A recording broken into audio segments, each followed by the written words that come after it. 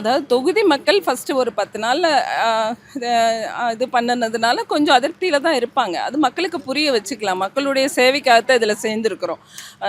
சேவை செஞ்சுருக்காங்க. இந்த ஆட்சி நல்லா இருக்கு அப்படிங்கிற ஒரு மனப்பான்மையில தான் எல்லாரும் வந்துட்டுருக்காங்க. மக்கள் சேவைக்காகத்தான் இதில இணைஞ்சிருக்கோம். வேற எந்த மோட்டிவும் இல்ல. எந்த எந்த குதிரை பேரமோ இதெல்லாம் எதுவுமே கிடையாது. மத்தவங்க சொல்ற மாரியெல்லாம் எதுவும் கிடையாது.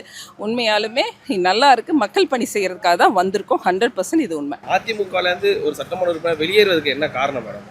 அங்கே இருக்கிற உள்கட்சி பூசல் தான். அங்கே இருக்கிற நான் தலைவனா நீ தலைவனாங்கிற போட்டி. இந்த மாதிரி பிரச்சனைகளில் எங்களுக்கு எந்த பக்கம் நம்ம 20 நாளாக நாங்கள் அலக்களிக்கப்பட்டோம். ரொம்ப கஷ்டப்படுத்தப்பட்டோம். என்ன முடிவு எடுக்கிறதுன்னு தெரியாமல் இருந்தோம். அந்த மாதிரி ஒரு சூழ்நிலையில தான் இந்த மாதிரி ஒரு முடிவு எடுக்க வேண்டியது. திமுகவில் இணைந்து ஆட்சி அமைக்கணும் எடப்பாடி பழனிசாமி சொன்னார். பாண்டிச்சேரியில் சொன்னார். 100க்கு 100 100% சொன்னார். உண்மைதான்.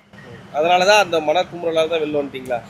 அந்த வேதனை இருந்தது. ஏன்னா திமுகனால நாங்கள் பாதிக்கப்பட்டிருக்கோம். நிறைய பாதிப்பு இருக்குது.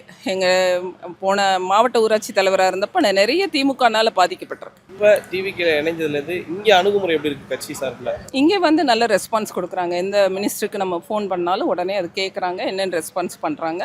மக்களுக்கு ஏழை மக்களுக்கு ஏதாவது ஒன்றுனா அதை உடனே இமீடியட்டாக செஞ்சு கொடுக்க சொல்லி கூப்பிட்டு சொல்கிறோம். விரைவில் இடைத்தேர்தல் சட்டமன்றத்தில் மீண்டும் தேர்தல் உங்கள் தொகுதியில் இருந்தால் மீண்டும் போட்டிடுவீங்களா? நான் எனக்கு உண்டான வாய்ப்பு கேட்பேன். அது தலைமை தான் முடிவு பண்ணும்.